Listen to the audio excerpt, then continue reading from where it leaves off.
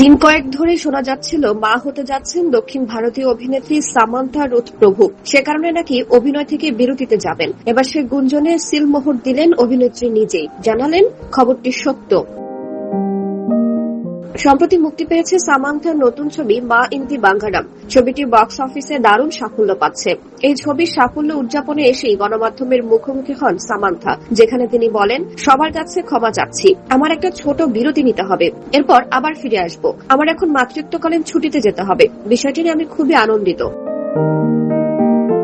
গত বছরের 1 ডিসেম্বর নির্মাতা রাজ নিদিমরুর সঙ্গে বিবাহ বন্ধনে আবদ্ধ হন সামান্থা। 6 মাস পেরিয়েই দিলেন সুখবর। এর আগে অভিনেতা নাগা চৈতন্যের সঙ্গে সংসার ছিল সামান্থার। 2017 সালে বিয়ের পর 2021-এ ভেঙে যায় সে সম্পর্ক।